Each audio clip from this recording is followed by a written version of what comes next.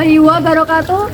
Saya Wafa Bunaya SPD, Guru Biologi SMA Negeri 1 Jepon, sekaligus mahasiswa PPG dalam jabatan kategori 2 tahun 2022 Prodi Pendidikan Biologi Universitas Muhammadiyah Surakarta. Pada hari ini, Rabu 14 Desember 2022, saya ingin menampilkan model pembelajaran Problem Based Learning atau PBL pada materi gangguan sistem gerak dan teknologinya di kelas 11 MIPA 3 SMA Negeri 1 Jepon.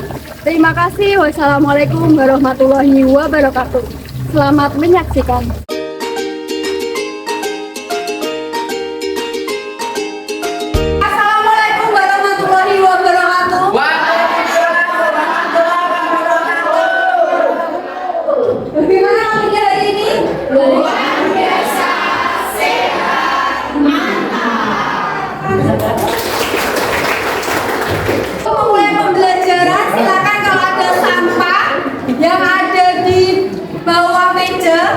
Bawah kursi atau laci silakan dibuang di tempat sampah. Kemudian cek kerapian seragam. Rapi. Kalau sudah rapi, bisa kita mulai pembelajarannya. Silakan salah satu memimpin doa terlebih dahulu. Kelas siap. Doa mulai. Doa selesai. Ada yang tidak masuk hari ini? Ada. Tidak masuk? Saya sama Najum, sakit ya? Sakit. Semoga kita doakan Radita dan Najum segera diberi kesehatan. Dan akan bisa belajar kembali dengan kita. Untuk menambah semangat pada hari ini, saya akan mengajak kalian untuk menentukan badan terlebih dahulu. Kita senam-senam, belum senam.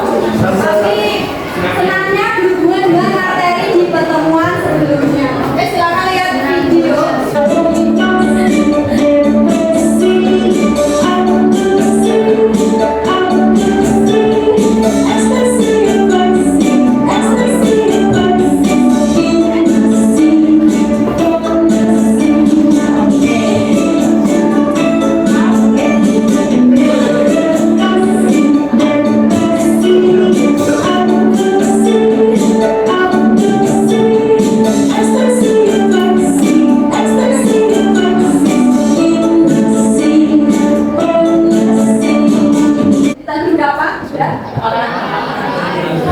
Antagonis yang sudah kita pelajari minggu lalu. Minggu lalu kita sudah belajar tentang apa? Otot dan sendi. Kira-kira tulangmu, ototmu, sendimu itu bisa mengalami gangguan nggak? Bisa.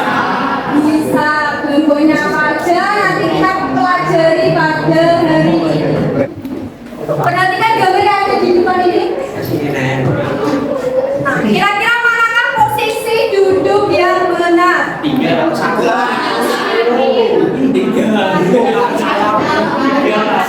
Gambar keempat. Tiga. Yang terakhir. Nomor satu. Satu kita lihat terlebih dahulu. Ini dia tulang belakangnya bengkok ke arah mana ini?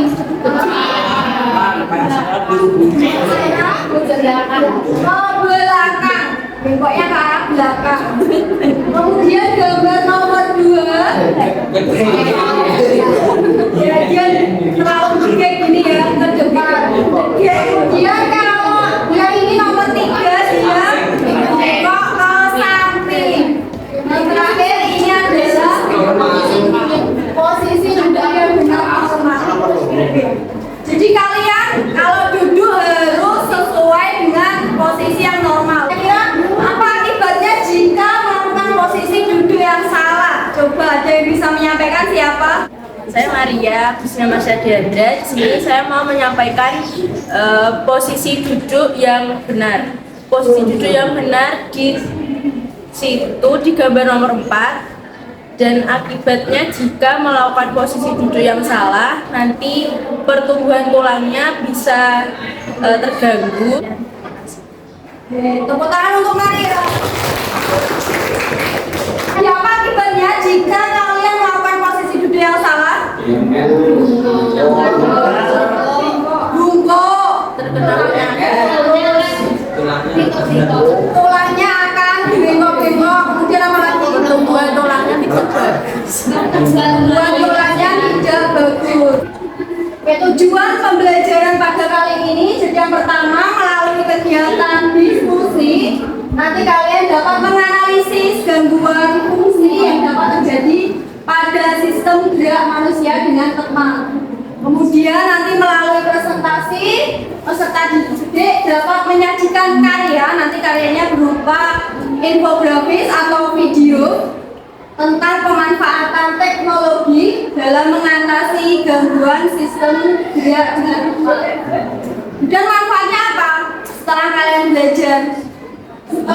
belajar, kalian akan memahami berbagai macam gangguan sistem gerak, sehingga nanti mampu mencegah dan mampu mengatasi gangguan sistem gerak dalam kehidupan sehari-hari. Manfaatnya nanti peserta didik dapat memahami berbagai macam gangguan sistem gerak serta dapat memahami teknologinya, sehingga kalian nanti mampu mencegah maupun mengatasi gangguan sistem gerak yang dapat terjadi dalam kehidupan sehari-hari. Metode pembelajarannya nanti kita akan melakukan diskusi, kita akan melakukan tanya jawab dan juga presentasi. Penilaiannya ada 3. Yang pertama adalah pengetahuan. Nanti kita melakukan post-test. Post-testnya dalam bentuk game. Kemudian sikap gotong royong, sikap tanggung jawab kalian juga akan saya nilai ketika pembelajaran. Kemudian ada keterampilan pembuatan video, kemudian keterampilan presentasi, nanti juga akan saya nilai. Indikatornya ada di LKPD. Nah, ini kontrak pembelajaran. Harus ada kontrak atau kesepakatan kita sebelum memulai pembelajaran. Yang pertama adalah tepat waktu. Jadi nanti kalian harus atau selama pembelajaran harus tepat waktu dalam mengumpulkan tugas, kemudian izin jika meninggalkan kelas, ke kamar mandi harus izin, kecuali ke kantin itu tidak boleh. Kemudian menggunakan HP-nya hanya untuk pembelajaran, dilarang untuk bermain-main, membuka media sosial yang tidak penting atau video callan sama temennya, dilarang ya. Kemudian menjaga sikap sopan santun pada guru maupun teman, sopan dalam berkata maupun berbuat. Nah, saya akan bagi kalian menjadi 7 kelompok. Kelompoknya ada di depan, silakan dilihat dulu. Kemudian berkumpul dengan kelompoknya masing-masing. Sebelum kita ke pembelajaran hari ini, saya akan mengecek kemampuan kalian. Tadi kalian kan sudah tahu ya gangguan pada sistem gerak tulang belakang. Pada gambar tadi ada apa aja? Ada gambar tadi. Skoliosis. Oh, ada skoliosis, kemudian lordosis sama kifosis. Itu gangguan pada tulang belakang. Kira-kira ada yang tahu nggak gangguan sistem gerak lain yang kalian sering temui dalam kehidupan sehari-hari? Ada yang bisa menjawab? Saya Revika, di sini saya mau menjawab gangguan sistem gerak yang saya ketahui di kehidupan sehari-hari. Ada polio, patah tulang, dan kram. Oke, tepuk tangan untuk Revika.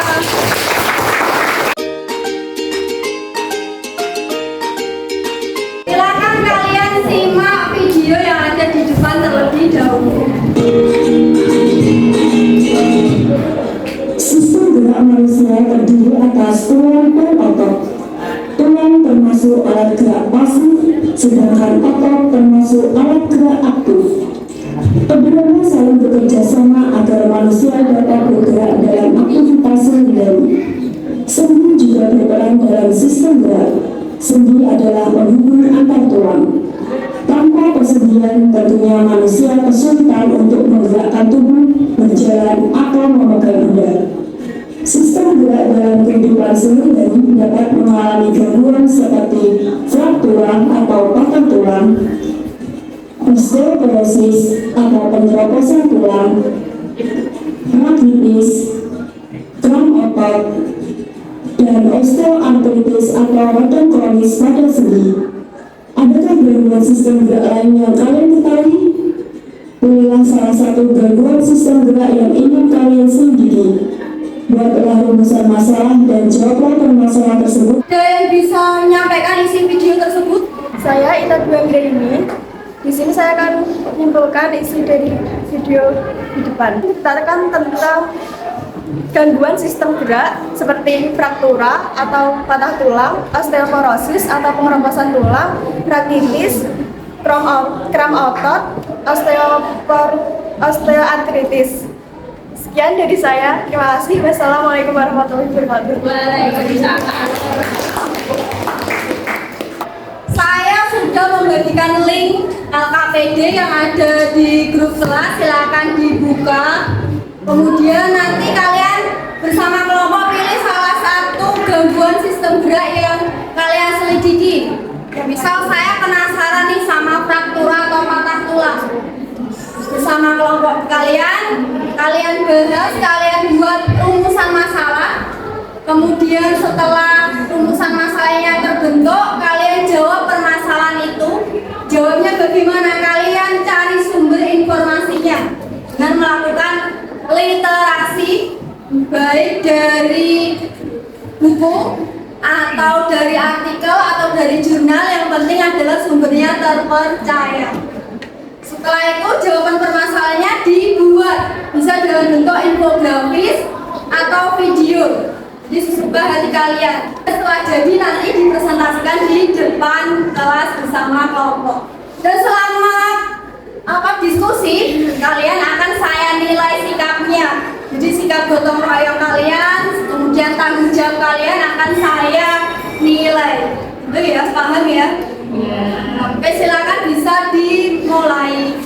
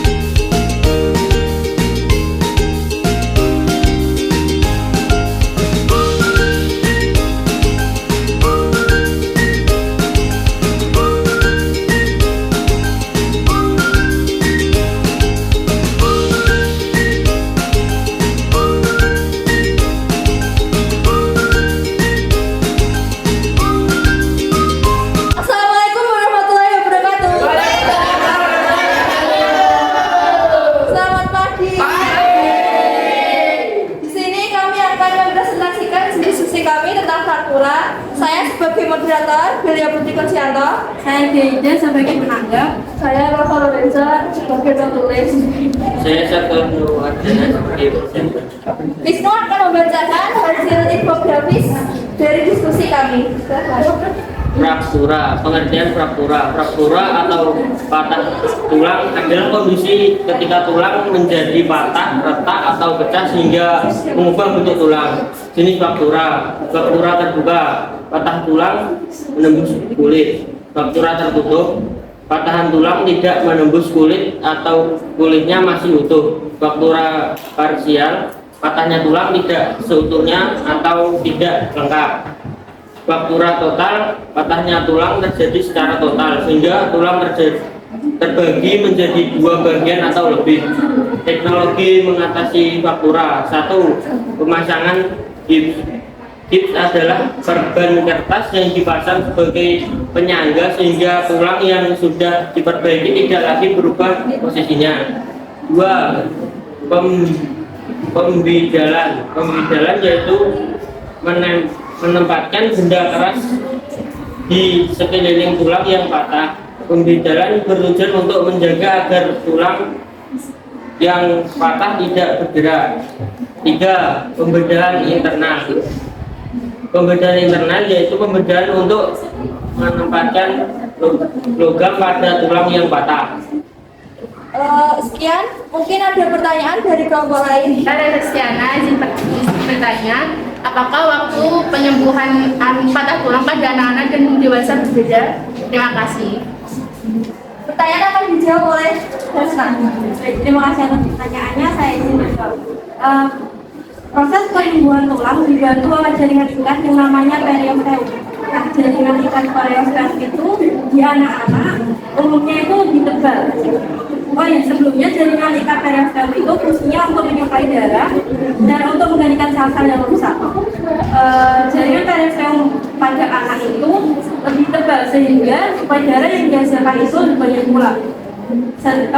Kemudian seiring berjalannya waktu, jaringan periosteum ini semakin menipis sehingga supaya darah yang dihasilkan itu semakin sedikit. Jadi waktu penyembuhan tulang pada anak dan pada orang dewasa itu berbeda, lebih cepat di anak dibanding dewasa. Mungkin sudah menjawab. Terima kasih. Sekian dari kami. Wassalamualaikum warahmatullahi wabarakatuh. Assalamualaikum warahmatullahi wabarakatuh.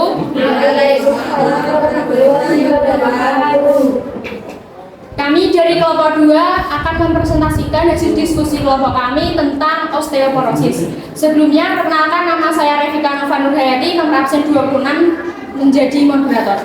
Saya Urlawaya Septiani sebagai saya Sepinta Septiani sebagai Saya Muhammad Rafi Syabuddin sebagai penulis. Langsung saja, ini video yang kelompok kami buat. Silakan disimak dan diperhatikan.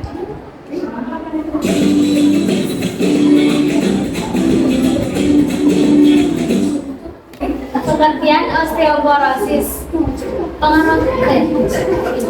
Pengeroposan ditandai dengan menurunnya massa tulang atau kepadatan tulang disertai dengan penurunan kekuatan tulang yang tidak mampu menahan debu.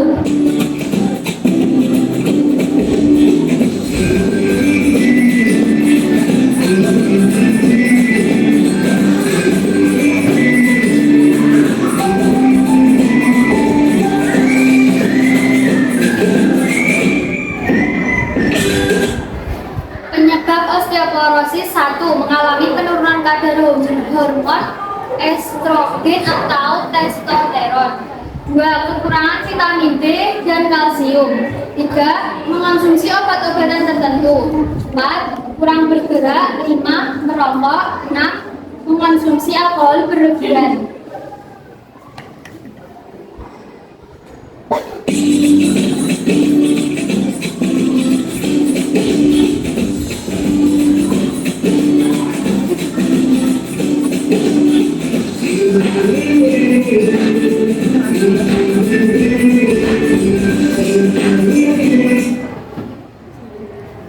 teknologi mengatasi osteoporosis.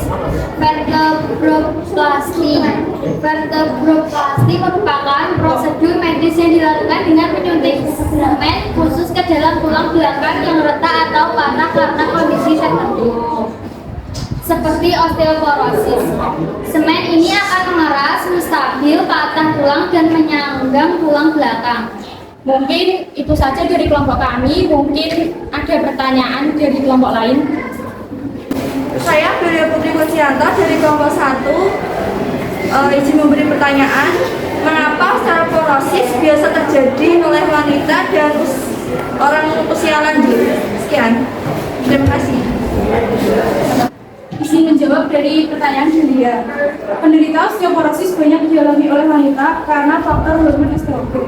Hormon estrogen dapat membantu menjaga kepadatan tulang. Ketika masa menopause, hormon estrogen akan menurun sehingga kepadatan tulang berkurang dan menyebabkan osteoporosis. Sedangkan pria memiliki resiko osteoporosis rendah karena hormon testosteron yang berperan menjaga kepadatan tulang tetap diproduksi hingga tua. Sekian dari kelompok kami. Terima kasih. Wassalamualaikum warahmatullahi wabarakatuh.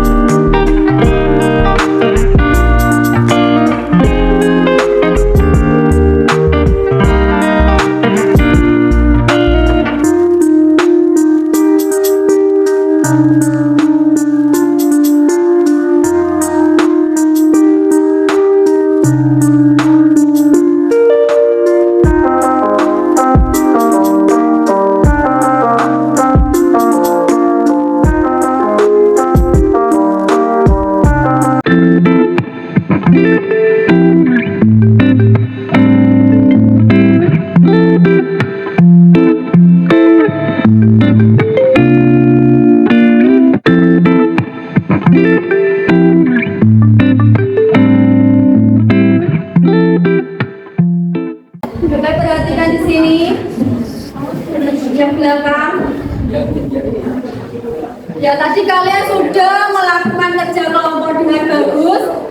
sudah merumuskan masalah, kemudian membuat ada yang infografis, ada yang video tentang gangguan sistem gerak dan juga teknologinya.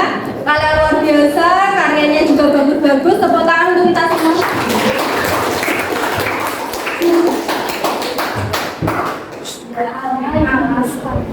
Menanggapi tadi pertanyaan dari teman-teman kalian, yang pertama ada yang bertanya tentang fraktura.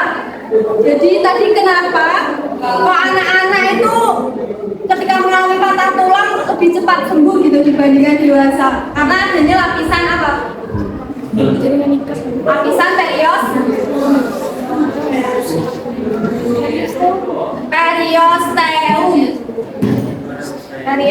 Jadi tadi lapisan periosteum fungsinya adalah mensuplai darah. Jadi ketika kalian luka, patah tulang itu kan mesti mengalami pendarahan, ya kan? Nah, ketika anak-anak itu lapisan periosteumnya masih tebal, sedangkan ketika dewasa mulai menipis sehingga suplai darahnya juga lama berkurang sehingga penyembuhan patah tulangnya juga berkurang. Kemudian pertanyaan kedua tadi, kenapa kok osteoporosis itu banyak diderita oleh usia yang lanjut, yang nenek-nenek seperti itu? Ya, atau kenapa banyak wanita? Karena hormon estrogen itu yang dimiliki oleh wanita. Ketika usianya sudah lanjut, produksi hormon estrogennya juga menurun atau menambah? Menurun. Hormon estrogen itu fungsinya adalah untuk menjaga kepadatan tulang. Kalau hormon estrogen yang menurun, maka peluang osteoporosisnya menjadi meningkat juga. Beda dengan pria. Kalau pria, hormonnya namanya hormon testosteron. Kalau hormon testosteron itu diproduksi hingga tua, sehingga peluang osteoporosisnya itu juga lebih rendah dibandingkan wanita. Paham ya?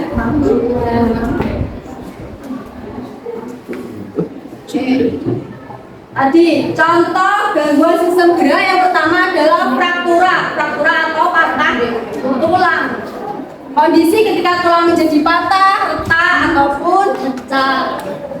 Nah, teknologinya ini biasanya kalau kalian lihat ada orang yang habis kecelakaan masuk rumah sakit mesti diperban kayak gini.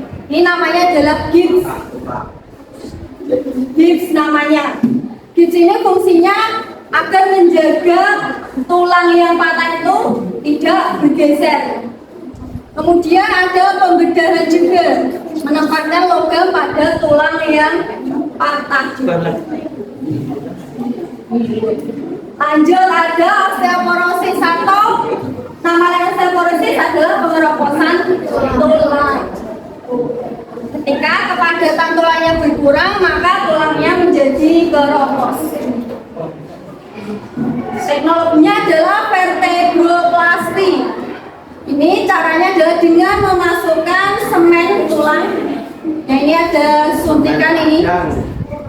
Semen tulang ya, bukan semen yang dipakai untuk bangunan itu, bukan. Ini semen khusus untuk pengobatan. Jadi disuntikan ke dalam tulang yang ini ropos untuk tujuannya memberikan kekuatan pada tulangnya. Kemudian ada rakitis. Kalau rakitis biasanya bentuk tulangnya kayak apa? Huruf apa? Huruf atau X, benar sekali. Disebabkan karena kekurangan vitamin D. Jadi kalian harus rajin-rajin mengonsumsi vitamin D supaya tidak terkena rakitis. Teknologi yang berhubungan dengan rakitis ini ronsen. Ini sering kalian jumpai juga ya kalau di rumah sakit, di ronsen, supaya kalian tahu ini bentuk tulangnya itu seperti apa terlihat jelas. Ya. Menggunakan radiasi gelombang elektromagnetik untuk mengambil gambarnya.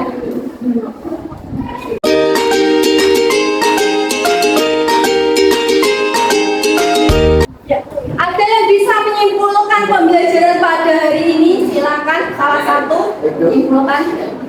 Saya Muhammad Rafi Syahbudin akan menyampaikan kesimpulan pembelajaran. Hari ini kita mempelajari tentang berbagai macam gangguan sistem gerak seperti fraktura, osteoporosis, rakitis, distrofi otot, kram otot, osteoartritis, dan lordosis. Melalui pembelajaran hari ini kita juga tahu tentang berbagai macam teknologi yang digunakan untuk mengatasi gangguan sistem gerak. Setelah paham, kita menjadi sadar untuk selalu menjaga kesehatan agar terhindar dari gangguan tersebut. Setelah selesai, silakan kalian mengerjakan post test game world yang lainnya sudah saya kirim di grup kalian, grup WA. Silakan.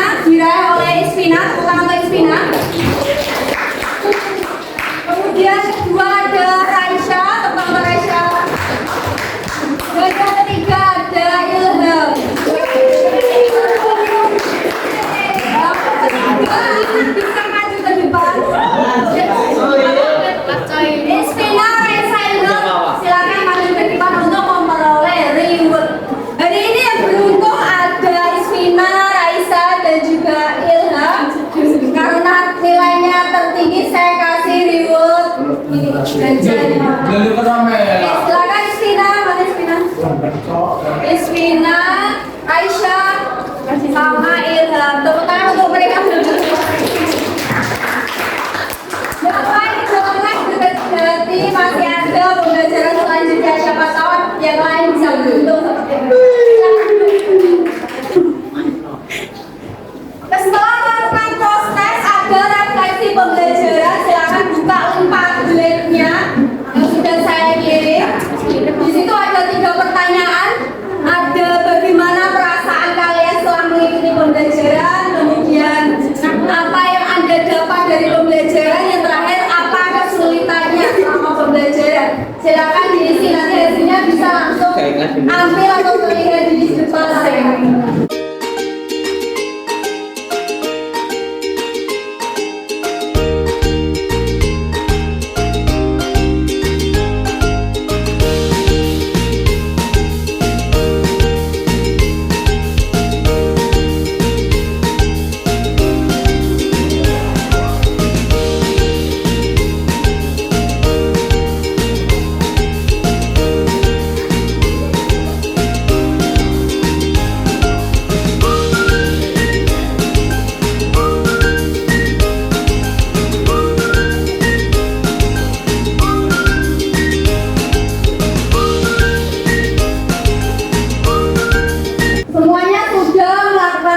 Pembelajaran bisa dilihat di depan, perasaannya senang, kemudian lebih dapat mengetahui tentang gangguan sistem gerak.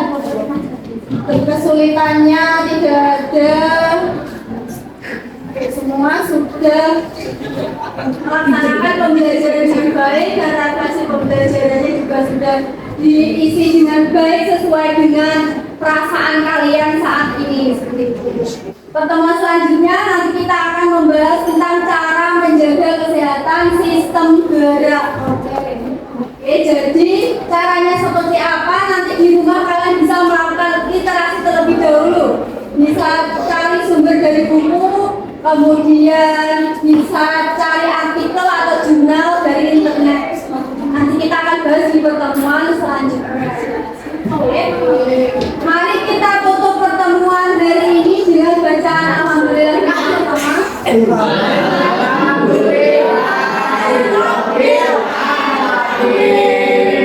Oke, terima kasih. Jangan lupa tetap semangat, tetap belajar di rumah. Jangan merasa bosan untuk belajar. Untuk sebelum mengakhiri pertemuan pada hari ini, silakan kalian nanti yel-yelkan jadwal SMA kita. Masih ingat kan?